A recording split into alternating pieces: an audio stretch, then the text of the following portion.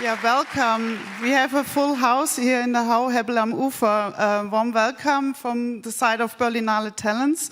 It's a great honor for us also to have the Berlinale talk, the Berlinale Homage talk here in this house in the framework of Berlinale Talents. And I would like to introduce you to Rainer Rother. He's the artistic director of the Deutsche Kinemathek, the Museum for Film and Television, and the head of retrospective of Berlinale. So please give also a warm welcome to Rainer. Thank you, Christine. Thank you, Christine. Yes, the Kinemathek organizes the homage, and it's a long-standing tradition now that Talents and Deutsche Kinemathek both together organize this conversation. And I'm sure you will have a very interesting afternoon now with Charlotte Rampling, and we are both very pleased to welcome the host of this afternoon now on stage. Please give a warm welcome to Peter Cowie. He will talk to Charlotte Rampling. Thank you. Thank you. Thank you.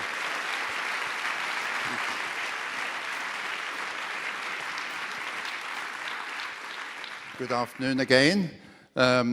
This year's Honorary Golden Bear at the Berlinale goes to an actress who's done 130 films, almost the same as Willem Dafoe had done when he came last year and was on this stage. Two remarkable actors.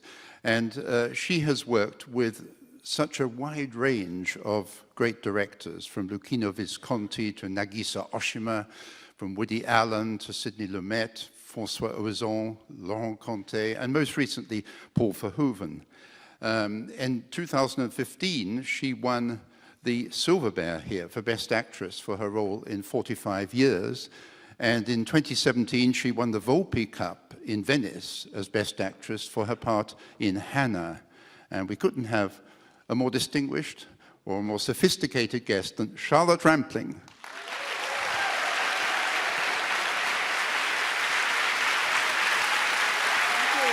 Welcome. Thank you.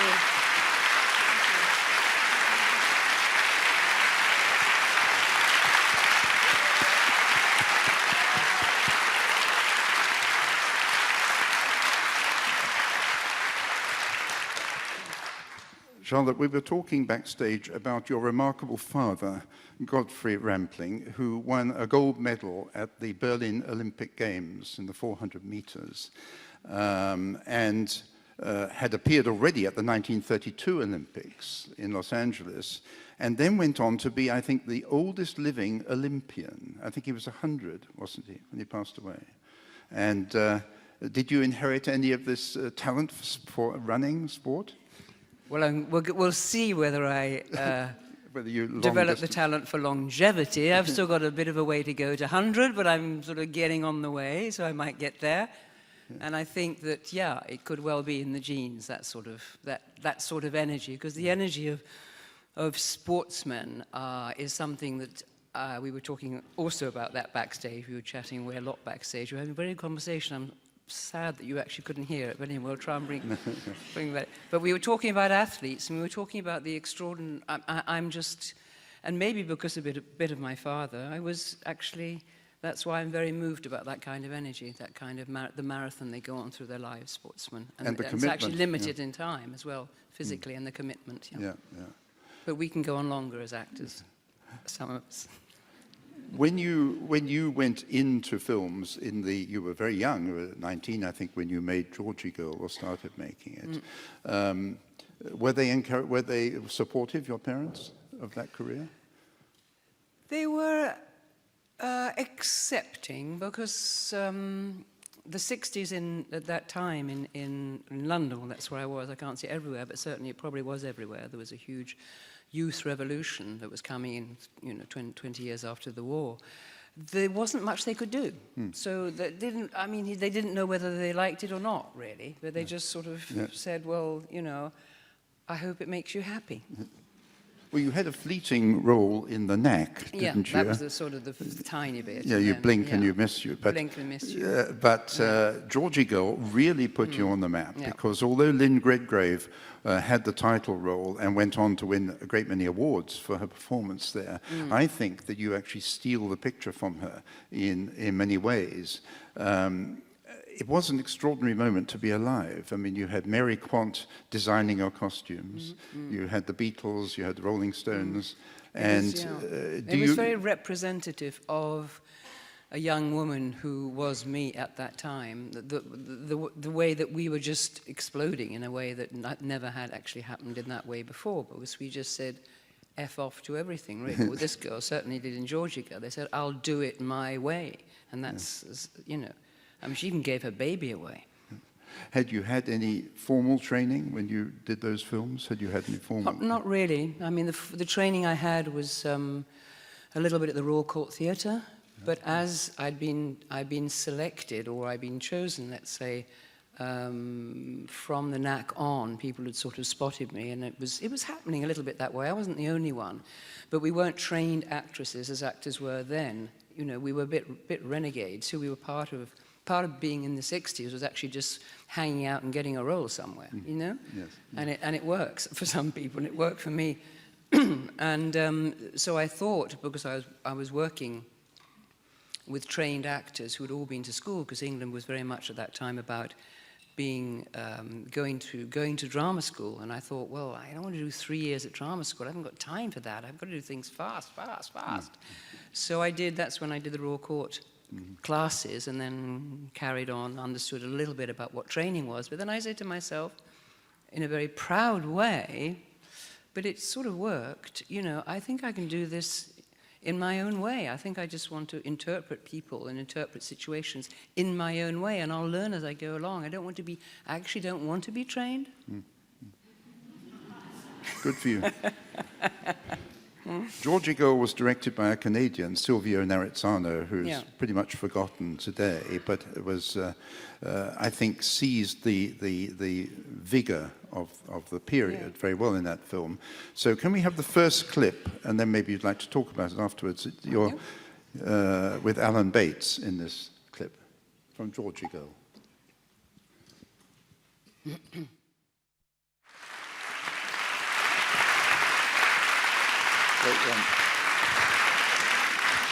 Alan Bates was such a portal figure, wasn't he, of that British new wave, and he was in so many good films at the time. Yeah, he was a real hero. He was an extraordinary man. Yeah, bless him. Sometime, at some point, whether it was 68, 69, you went to Italy.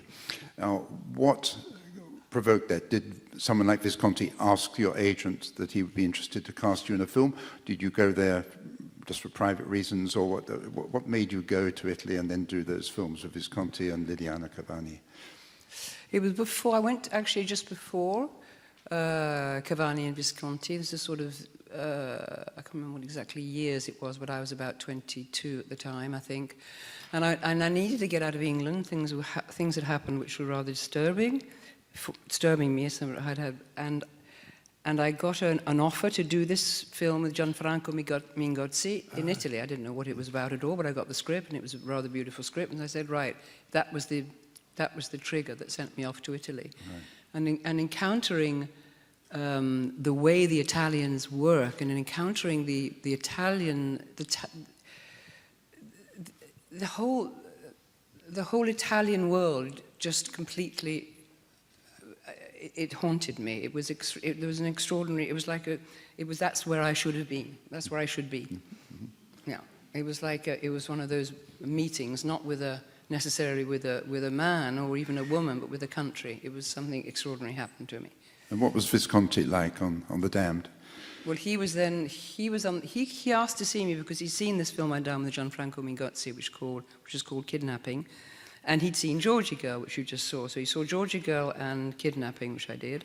And he thought that I would be right for this part. So I went and saw him in Rome and tried to convince him not to have me, because there was no way that I could play the role that he wanted me to play, because it was a woman of 30 with children. I said, look, I've never had children, so I wouldn't know how to play a woman with children.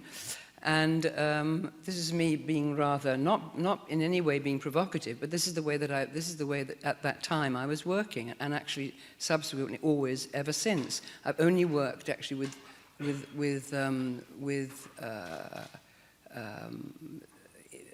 I've only worked with a person that could be me. I have to imagine it enough. So I couldn't imagine how I would be if I have a child, or that it wouldn't be credible. That it wouldn't be because I was 22 in a miniskirt with hair everywhere, and I couldn't be the woman in this extraordinary situation, which was the damned, that would be credible. So he convinced me to do his film, which was a very good idea in the end. And I'm very glad. I don't think I ever was quite as cheeky as that to anybody after that, but it was rather sweet. Was that a step up compared with people like Nerezzano, because he was one of the giants of Italian neorealism? He was a great opera director, great stage director. Was he intimidating, though, on set? No, because he loved me, and he chose me, and he was another hero. I mean, I have these heroes, and when I say heroes, I mean really, it's not hero worship. It's just such an extraordinary feeling to be chosen in life, to have somebody want you, to have somebody actually really look at you, to have somebody that says to you, do it for me, play this scene for me. You know, I'm here, I'm watching you. You know, be beautiful for me. And it's something that you can fantasize on, because it's not about reality. It's about a moment in time when you can be absolutely something, where you don't have to be afraid at all, because you can really be. And that's what I've always wanted about this thought that I could be in this business, is that the essence of being, rather than acting somebody, I've always wanted to be someone, which is why when I said to Visconti, look, I can't be this woman because I'm not 30 and I haven't had children or this. See what I mean? Yes, yes. And Dirk Bogarde was on The Damned, of course, and became a friend of yours. And I think when you went to the Night Porter, to some extent that was an introduction from Dirk to Liliana Cavani. You went both together to that film, and I think you insisted on a version where you could speak your own language, didn't you? It wasn't yeah.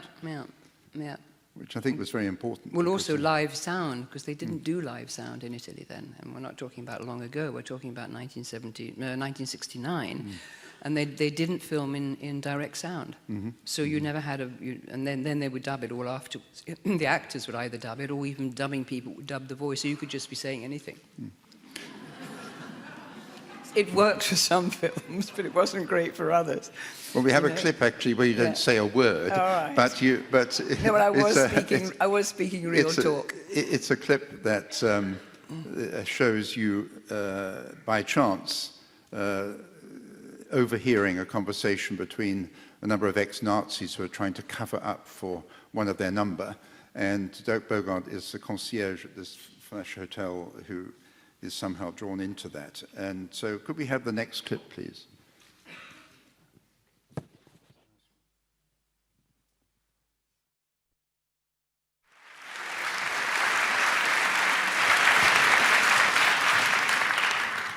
Was there time for rehearsal in Italian studios? Did they give you a decent time for rehearsal, or did you just have to go on and take one? There's not usually rehearsals in films at all. I think the only one that I remember was Sidney Lumet in the Verdict, who actually had a proper rehearsal time of 2 weeks before the film was actually made. If not, it's problematic, because it's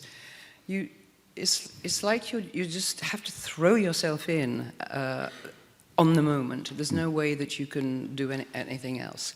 You can't. There's no real form of theatrical preparation for film work. You just have to do it. Well, the theme of this year's Berlinale Talents is mistakes, making them, getting over them, how to avoid them. Have you consciously ever made a mistake in the sense of perhaps accepting a film which your agent said, oh, this is going to be great, and you go into it, the moment you arrive on the set, you feel, no, this is wrong, and then, if so, how have you surmounted that kind of problem? You surmount that kind of problem by doing it only once and then not do it again. And then you become a bit more clever and wary and about working out how you can actually find rewarding parts in films that aren't necessarily, even as you read them, thinking going to be that great. But you within say, well, I will do this because there is something in there that will give me the feeling that I'm not cheapening myself or not, doing something just for the money or not. But that's all those sort of things I really needed not to feel because I'm too proud. I think more than any actress of your generation, as I said in my introduction, you've worked with so many different great directors. And Woody Allen gave you a part in Stardust Memories. I think you said at the time that your movie career was rather down and you were quite prepared to perhaps throw it up and go into private life. Did that film revive you in some way? Did you feel after that, no, this is a really great director I've been working with, and I have a part to play in the future films by people like this? I think a film career is all about actually wanting to give up.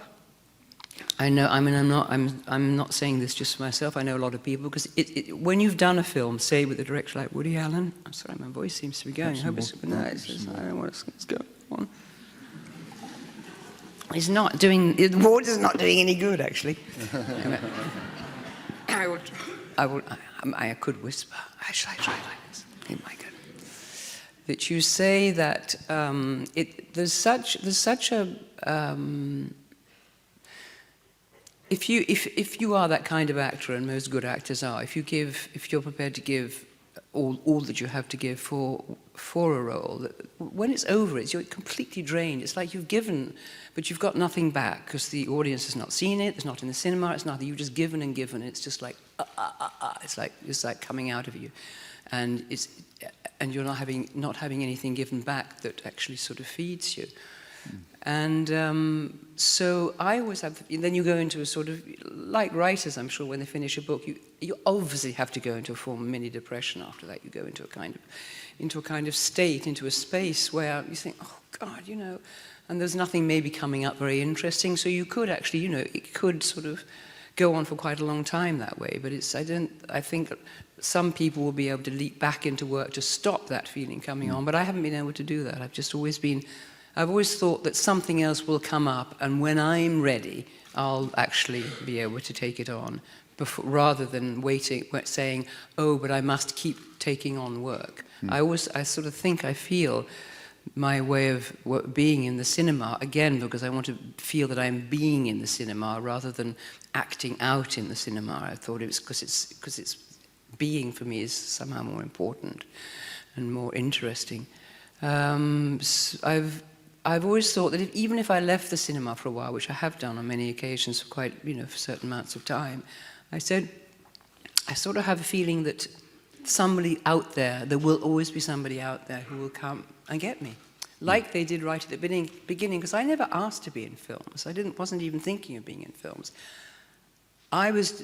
Someone out there just came to me and said, look, I'm going to put you into this film. And after 2 or 3 films, I thought, well, this seems to be, maybe like a good idea. I need a job, and actually people say I'm quite good, and blah, blah, blah. So I have that feeling about the way I am. It has to be like a gift, Somebody has to come and say, look, here it is, the gift. This is your next gift. Mm. Well, we're going to show a clip from Stardust Memories now, which has sort of Fellini-like overtones. Can we have the next clip, please?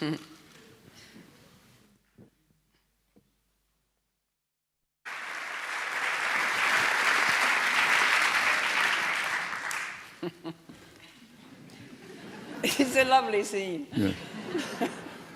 love it. I really love it. Was there any improvisation at all, or was it all tightly scripted? It's scripted, and he said, but do anything with it. You improvise and do it. But in the end, it's always what he said that you want. No, can we just, go back to the other one? No, don't you sort of go off a little bit. And he says, no. And then in the end, it's exactly his writing. Well, working with Sidney Lumet, who was a veteran of the 50s and live television, must have been quite a contrast, and also working with Paul Newman on The Verdict, because I think Paul Newman was rather a shy man in real life, wasn't he? Very, very shy. Did you get on with him? Was he easy to work with? He's not an easy man to get on with because he's so shy. Really? Yeah, but he's much better when Joanne is around, because she was Joanne Woodward, who was his wife, his adored wife, and so you suddenly start to he'd talk easier if she was around. It was wonderful to see, actually, because it was such a. And you preempted what I was going to say about rehearsals. Because you said earlier that he gave time for rehearsals, and I'd noted that, and I think this is quite obvious in the clip we're going to show from The Verdict. That is a beautifully rehearsed scene when he starts chatting you up in the bar. So we're having chatting up with Woody Allen and then chatting up with Paul Newman, are we? Give your voice. That's what I was doing in the 70s and 80s and maybe a bit 90s. Being chatted up by all these wonderful men. So can we have the next clip, please? Next one. Yes. Give your voice a rest,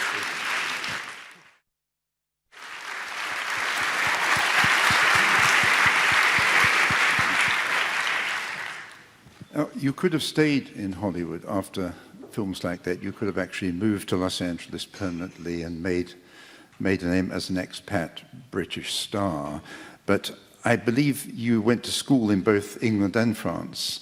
And so when you came back to Europe after that, you, I think, tended to work more in France. Was that deliberate? Was it a particular director like François Ozon, for example, who approached you and gave you a part, and then you decided to really put down roots there and make your base Paris?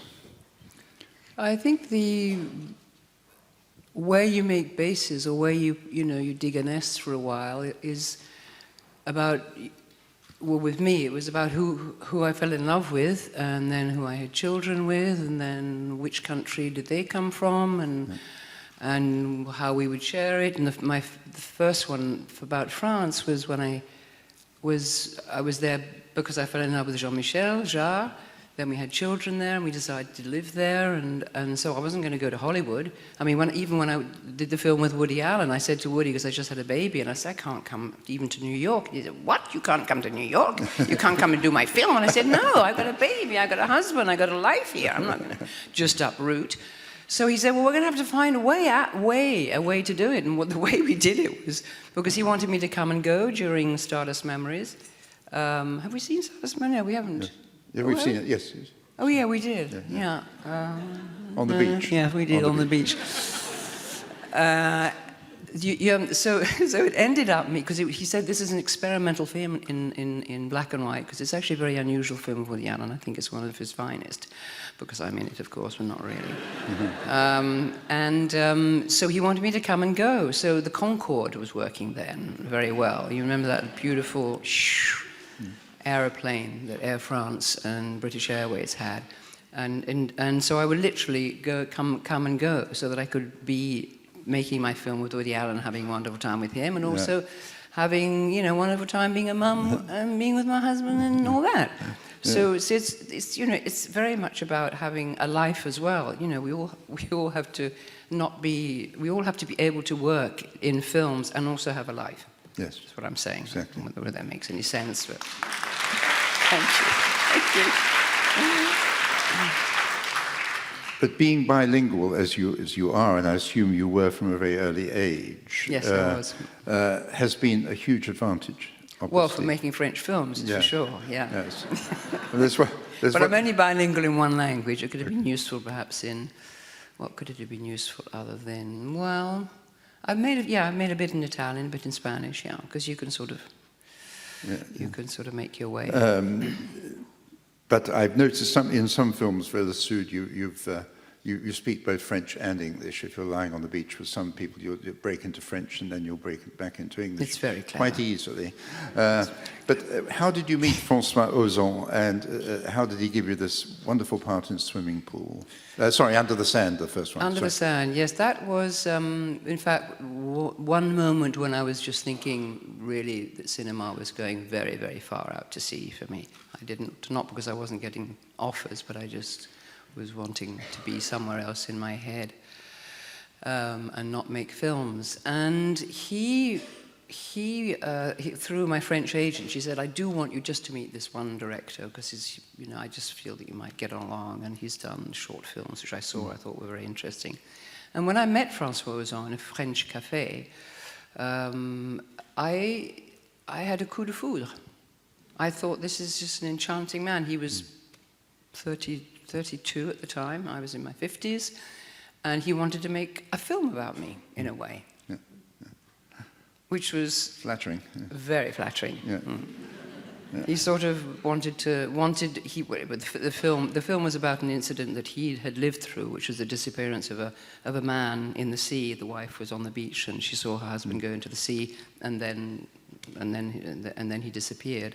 But it was about coming back into my life as a woman, and into my life as a film woman. The two worked, and that's what he wanted to do.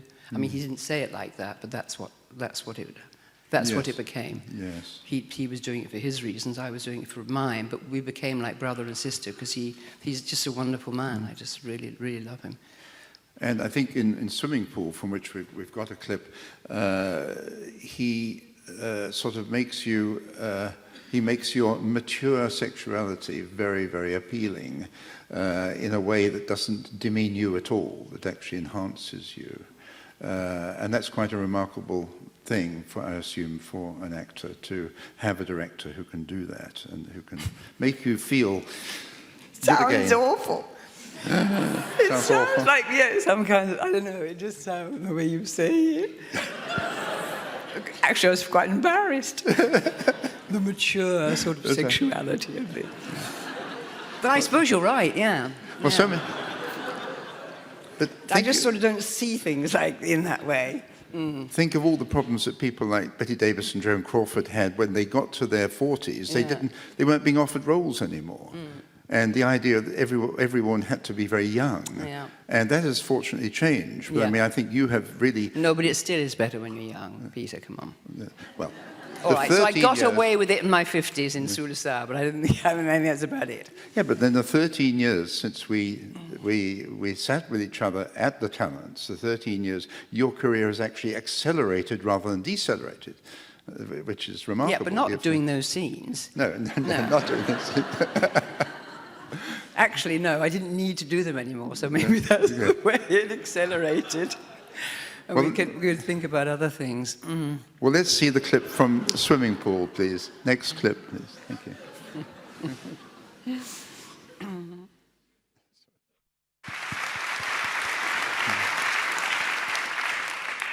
I think one of your greatest gifts is the way that you can give a look to the camera that suggests a change of mood, with a sensitive smile here or a raised eyebrow there, a slight change of expression. Do you find that the cinema can allow you to do that, whereas if on the stage it's much harder because you're much further away from the audience? Yeah, I think cinema acting is about that, what you just said. It's about conveying all sorts of different emotions, but in a minimalistic way, because you don't need very much. The camera doesn't like you to move around your face very much. The camera loves you just to be quite still and to think thoughts, and it's almost like those thoughts come through. And some faces have that, more than others. So it's not so much about acting that again. It's just about what you are able to portray through your body and out through your eyes. How you're able to how the camera can catch that.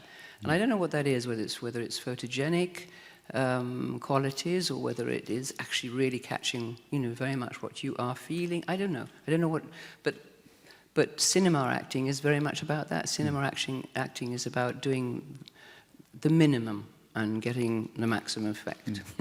And you might change it from take to take. You might raise one eyebrow on one take and the other eyebrow on the next take. Well, that's what you do. Otherwise, you don't give your director a variety, do you? You're just staring. If you're just staring, But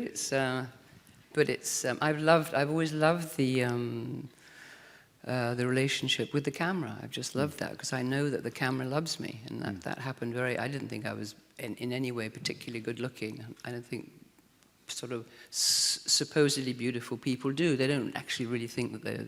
But then when the camera actually gets you, you sort of see, oh, well, that is a face that's actually working on screen, and that's actually, it's talking to me, it's doing stuff. Yes. Yeah. But you don't know that until you're actually photographed or filmed. You don't. Now people are photographing and filming themselves a lot, so they can see that. So you can all be actually getting into it. But before we didn't have all those instruments to be able to do that. And I remember the first time I saw myself on screen, I thought, oh, I see. I see what people were talking about, because people were saying, oh, your eyes, or what comes through your eyes, or what comes through your state of being by being there, and you can actually see it. Yes. And it's a good feeling. But then you forget about it because you're just you being, being who you are. You don't think, oh, I am being that person that I'm seeing. Because I don't think it's a very good thing, although actors do it a lot now because the material is there, the equipment is there. I don't think you should not watch yourself after you've done scenes on those little screens that they have. What about directing? Have you been tempted by that? No. No. I'm far too lazy to organize a world of others. Yeah.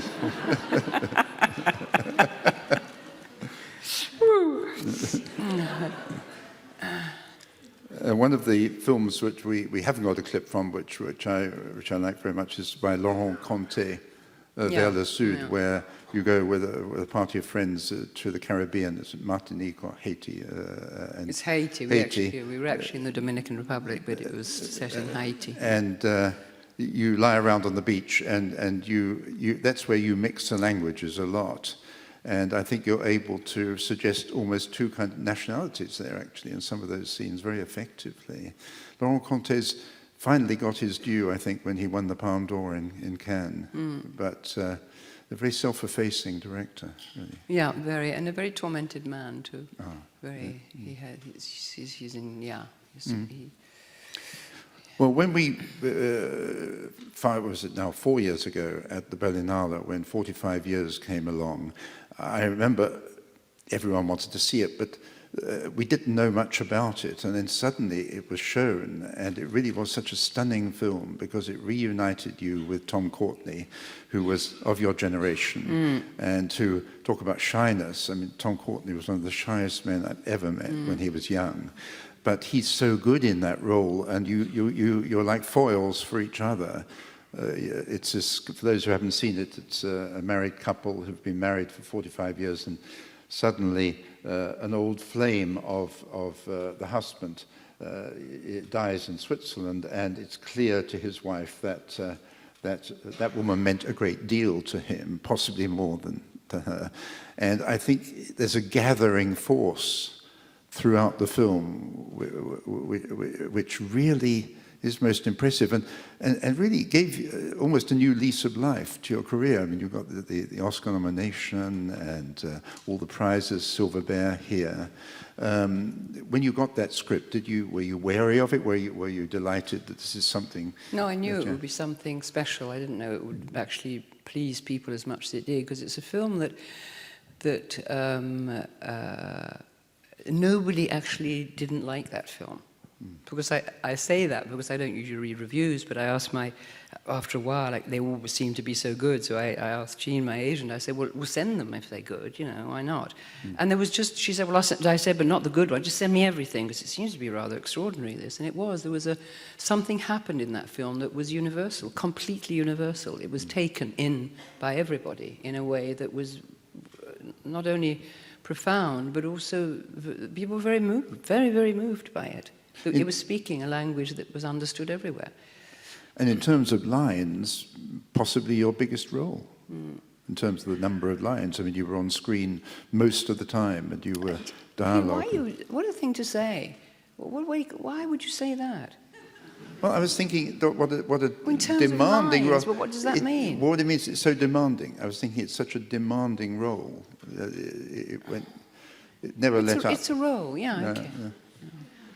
It's a role, but it just seems that quantitative and comparing in that way seems rather unfair. Okay. Yeah. Well, let's see the clip. And okay. when you're confronting your husband, having one of the various rows in the film, but this is quite a serious one. We have the last clip, please. Wonderful.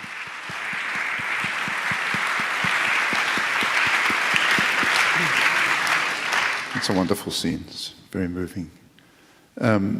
You've just finished a film with Paul Verhoeven, Charlotte. Can you tell us a little bit about it? It's in post-production, I think. Is it a period piece, or is it... Yeah, it's 17th century, in a nunnery. Okay. That's all I can say. But Ken Russell's The Devils sort of thing. There's a lot of stuff going on. Okay. A la Verhoeven. Yes. Yeah. Do you rely on an agent to weed out scripts and then send them to you, or do you take phone calls from directors themselves who might say, "Look, Charlotte, I would love you to be in this film," and then you say, "Well, send me the script." But do you choose a film on the basis of a director, of a script? Most times, directors or producers will send to an agent, my agent Jean, in London. And she will never say, if she reads it before, what she thinks. She waits until I read it, and then we discuss it. So we always have a lot of empathy around what we're going to choose, because I get quite a lot of scripts, but obviously there's not that many you're going to do, because they're not just in the end suitable. What's your feeling about the Netflix, Amazon revolution, the idea that many great directors now working for companies that essentially probably will not show the film in a cinema, but will show it to millions of people on their home televisions and so on? Does that make a difference to the kind of film, do you think? No, I don't think it does. I think the support is really not actually what it's about anymore. I think it's wonderful if you like to go to the cinema, and films can go into the cinema, but there's also so many other ways of seeing work. I think the important thing is for work to be seen. And if it goes straight onto your own home box or home movie, okay, I don't mind that at all. I think it's all part of the progress, the moving on. Cinema will always exist, but, Do you consciously try and limit yourself to 2-3 films a year, or can you literally go from one from the other? No, I don't like doing that, but sometimes it happens a little bit like that, because you can't it's usually about two a year. Yeah. Well, I think we've got time for questions from the audience, and we've got microphones in the aisles, and I'll try and remember everyone upstairs too. So if you can, I've already seen someone over there, Red, and if you can ask your questions in English, and then once you've got the mic, you can go. So please. Thank you, Ms. Rampling, for this talk. It was really very insightful. You said that acting is pretty much about wanting to give up, and that you're really exhausted by the end of the film, and it's logical because you keep on giving and giving and not receiving anything. I can stand up so that you can see me. So my question is, I guess, a bit existential. I'd like to ask, what is the joy of it for you? Like, it is clear for me what is the joy of it when you're acting on stage. It is the reaction of the public. Then what is the joy of it for you for acting on screen? And has it always been the same thing, or has it changed over the years? Thank you. I think filming for me is a way of life. It's a way of surviving. It started very young. I started at 17. And then when things happened in my life that got really difficult, I said that I know that I will carry on doing this, because this is my survival through films. not survival necessarily as a whole person, but survival in a sense of having a construct somewhere, having something constructive around me. Even though when I say at the end, the construct, you think, yeah, but I've given everything, I've not got it back. Yeah, that's to a certain extent, but you can get that back. Obviously you get that back, because that's in a sense, that's not a reality. That's also a sort of just a way of feeling for a while, and then you come out of it and you go on. But the actual, when you ask what do I get out of it, I don't know whether I get very much out of it apart from a way of life. And a way of life is full of ups and downs and joys and fears and difficulties and contradictions, and it's all about that. It's all about that, because we're, in a way, inventing a life in a film, and so you're actually you're living all those contraintes, as you say in French, the sort of things that aren't going so well, and it's, oh dear, and it's so uncomfortable, and I don't like being here, and I hate this hotel, and I don't really like the people we're working with, but I have to put up with them, and then we have to do this, and then we have to do that, and it's cold, and I have to wear all these hot clothes, and it's hot, and I have to wear all these little bikinis, and I'm freezing, and all this, and it's all wrong. It's not about being right, it's all about being wrong, and you have to pretend that it's all right. So all that is where it's tiring and difficult and not much joy. But in that, as you get in life, is a huge amount of extraordinary, wonderful things that happen as a result of that. And so on you go. And I know that I would never not do it, because I've tried not doing it. And in the end, I know I have to go back, because it is my life. Thank you. Do you have a question from upstairs? Anyone upstairs? Huh? Yes, over there. What attracted you about the part of Hannah?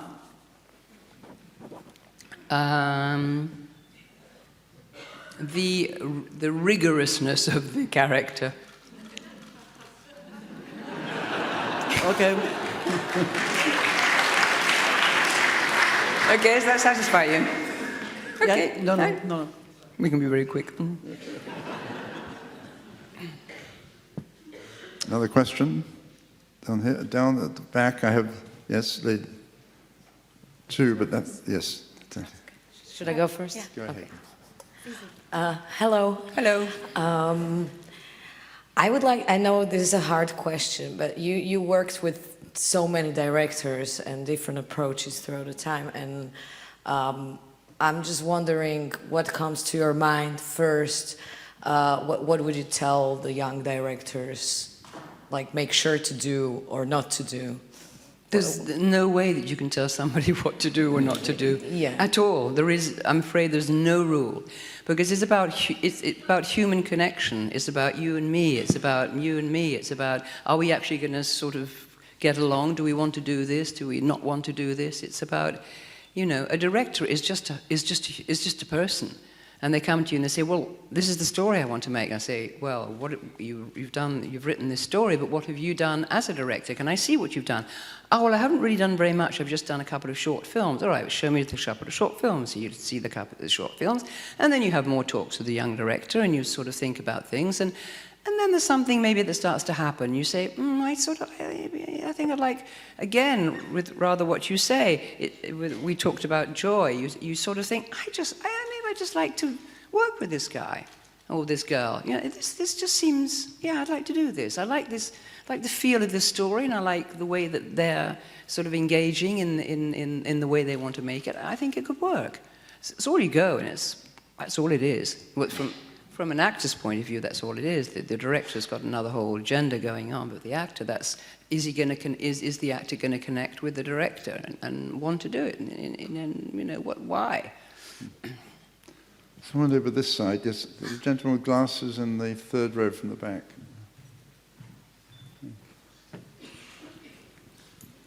Good evening, I'm an actor. To me, one of the most important things to make my roles is to be peaceful inside, to have, for example, my English is not very good, but for example, if I do something wrong, this damage my acting capacity somehow.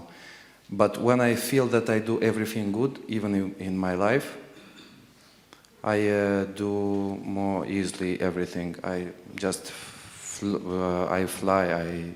You flow, you fly. Yeah. Yeah, I'm easy. You have this problem. It's about confidence, isn't it? Sometimes we're really confident and we could feel we can do anything, and sometimes we feel like a load of shit, you know. So that's, you know, there's nothing really there's no remedy for that other than, you know, accepting it. Turning off. Because it's going to happen. You have to. We live in opposites. We live in contrast. We live in being one thing and then another thing. Especially from the acting point of view, because you have to go right up and then you have to come right down. You have to literally just be like that immediately. You have to. It's like asking your psyche and your body and your whole structure to perform really in an inappropriate way. So you're not going to have a smooth ride if you want to be an actor, that's for sure. But it's worth it. Another question? Yes, the striped. Yay! Hello. I love what you said about becoming a character and not acting one. I so can relate to that, and I'm struggling recently with trying to find connection and truth within. I'm an only child, and I'm playing a sister. And I wonder, how do you go about finding the truth in a character that you can personally relate to? Ah, you're talking about the Visconti thing, aren't you? Yeah. Yeah. Right. I don't know. It's really up to your deep imagination and your deep, the deep sense of creativity that you have inside yourself, that you believe that you can have, so that you can actually imagine and bring up that you are that person. It's really, it's the intensity that you can bring up inside yourself as to what your vision can be, and then just be it, you know? Because nobody's going to know, except they're going to say, hey, sister, you know, yeah, that is, you are the sister. They're going to believe in you. And you're saying, yeah, but I've never actually been there. It doesn't matter, because it's all there. It's all in your past, and it's in wherever you come from. It's actually all living in you anyway. You just have to connect up with it, because you believe that you can. Thank you. And can I ask you quickly, would you ever consider doing a part in a language that you maybe can't speak yet, like in Polish, maybe? Oh, what have you got in mind? I'll ask you after. I'd love to, but it wouldn't work. No. Okay. No. Have you been dubbed into another language? No, I hope so. In Italian. I hope I've gone around the world in real odd languages. I'm thinking, going back to the Night Porter, where Dirk Bogarde said we really got to have a version in our own language. Yeah. It's more authentic when you feel that the people are going to hear what you said and not what some actress in a booth in Rome. Well, but that you'll never know. That'll happen all over the place, because I mean, in Germany, you hear my voice dubbed all the time. You hear in Czechia, in Hungary, and they all. Unless you, I think they're better, actually. I think you're better here and in other countries of having subtitles, because I really hate dubbed films. But I mean, it does mean that people can see films who can't, you know, read the subtitles, or so you can't say, I don't want that, because you've got to allow people to have the possibility of seeing films in other languages. There's probably someone in Germany who actually does all your parts. Possibly, yeah possibly. But as you say, I don't speak many words. Don't speak words. So it's easy. John Wayne had someone in France who did all his dubbing all throughout his career.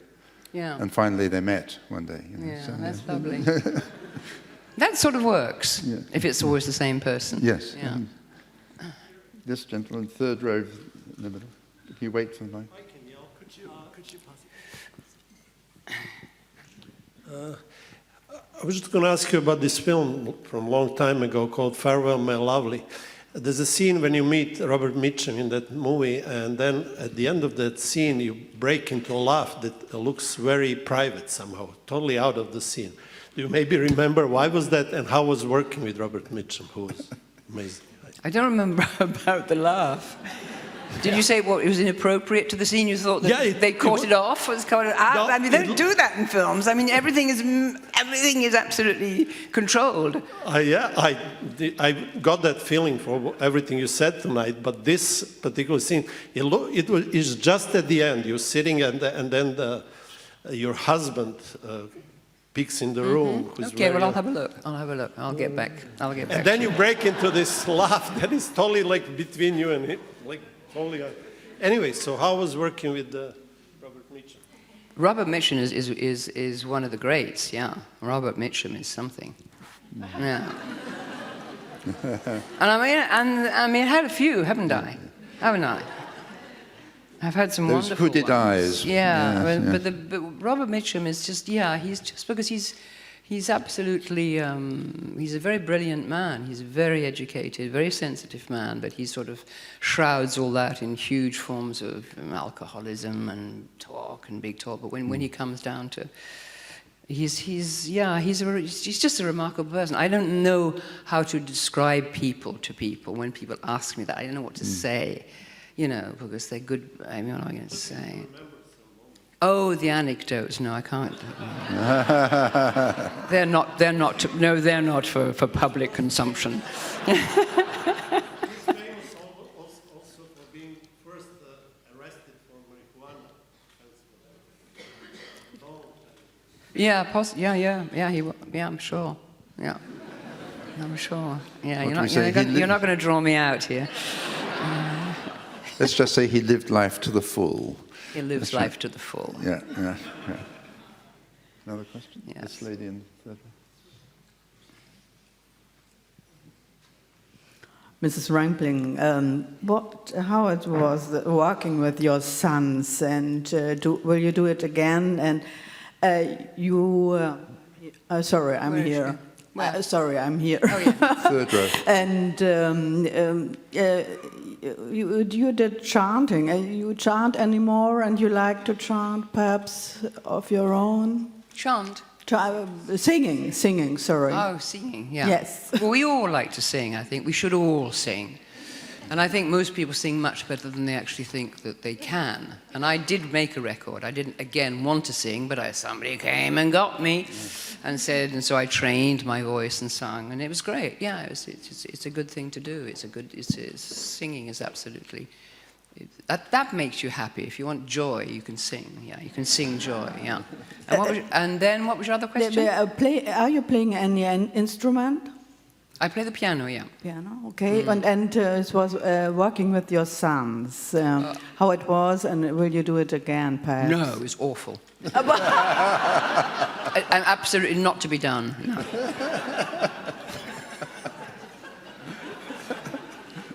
Can you imagine being directed by your son?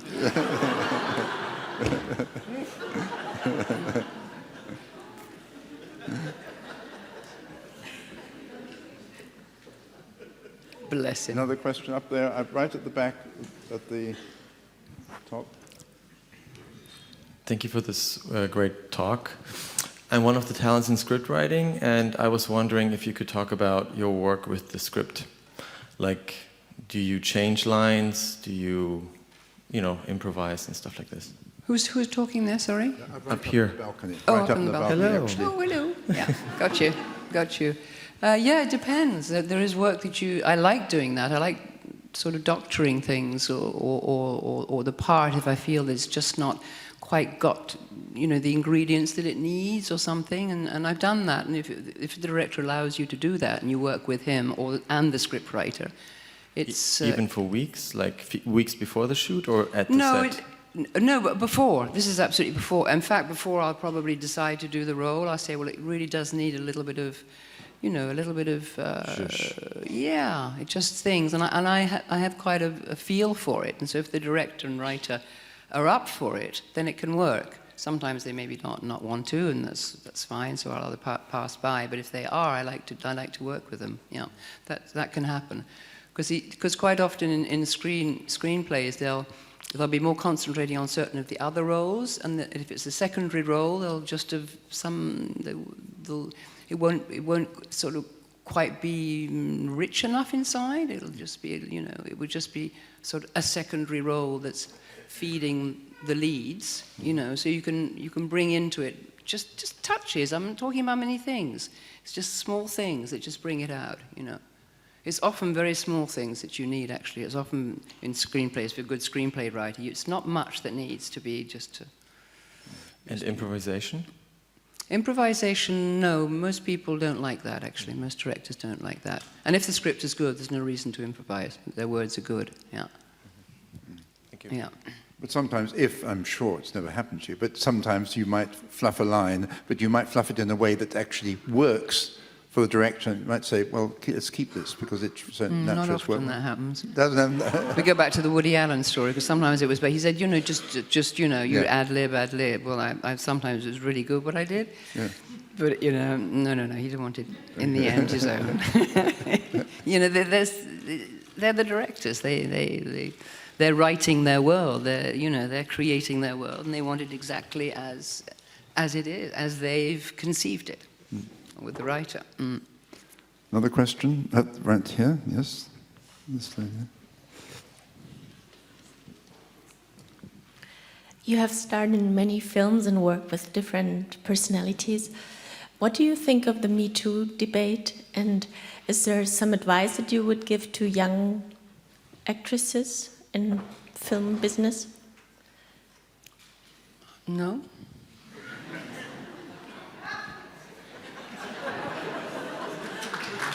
Good.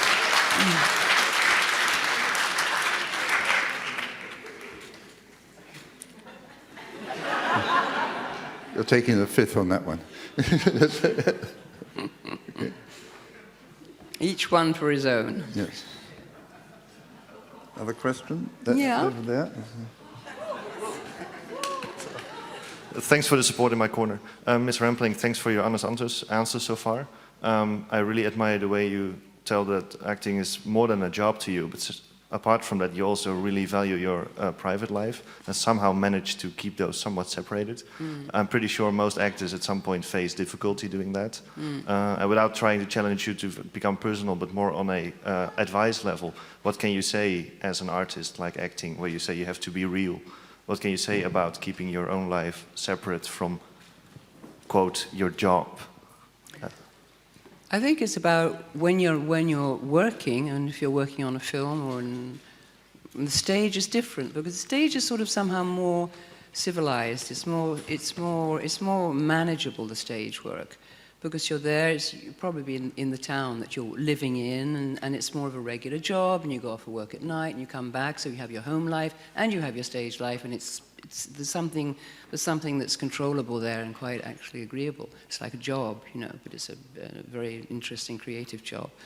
But with filming, it's like filming just takes you over, and it's like comes in like a vampire and just gets you and takes you away, and actually wants to take you away from everything that really you are as a normal person with your family and the town that you live in and all that. So you've got to. I realized it was going to be a huge challenge that for me. And I said, but if I want to be in films, I'm going to really have to somehow make it work. And I don't really know. I can't really give you an idea what to do. But I think probably what I did, and also with my husband at the time, who's a musician, we led a very simple life.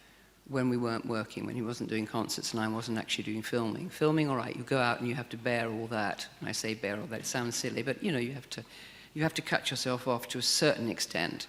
Although I remember with my children, if you have children, I always used to come back. I never used to stay away too long.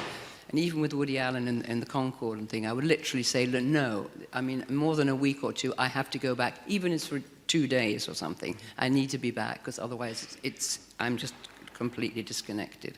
So there's those sort of things I put down when the children especially were young. And then when we were in a family, we were just family. I didn't go out and do, you know, film parties. I wasn't part of the film scene. We were just, you know, that's all I can say.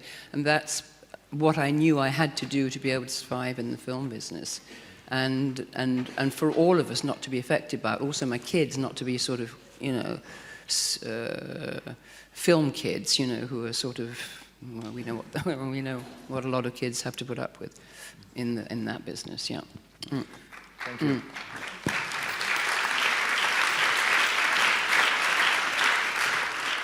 Have another question upstairs, maybe? Yes, someone right in the middle there under that. You see where they up at the top right. Yeah. Okay. Hi. I was wondering which kind of film do you usually watch? And if you are a series junkie and I can't see her. Here. You're all pointing where?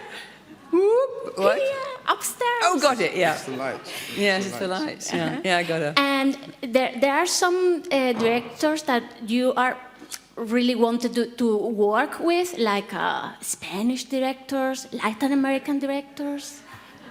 I don't know, because I have to wait until they come and see me, and I can't go and see them. That's not part of who I am, you see. I've said this.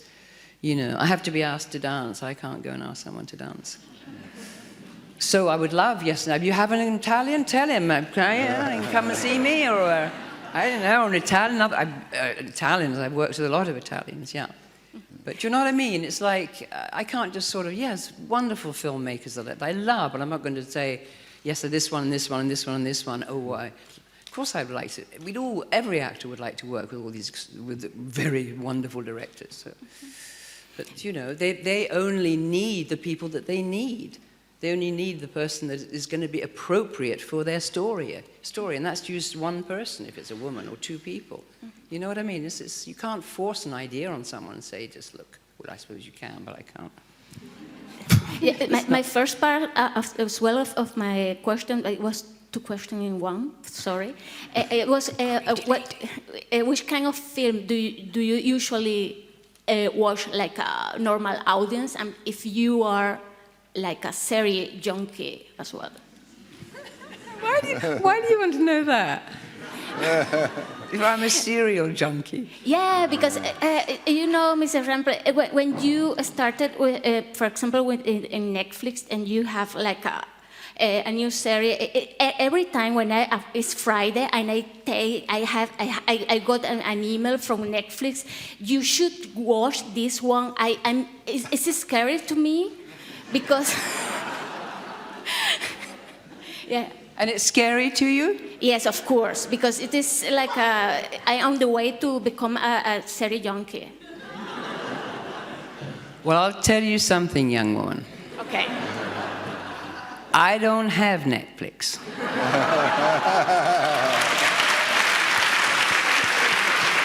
So there you are. And do you go usually like a normal people to the cinema? You abnormal. Popcorn? I think you're getting borderline, honey. I think you might need help. Take care. Let's move south. Yes, someone in the back row, in the bottom of the stalls. Yeah.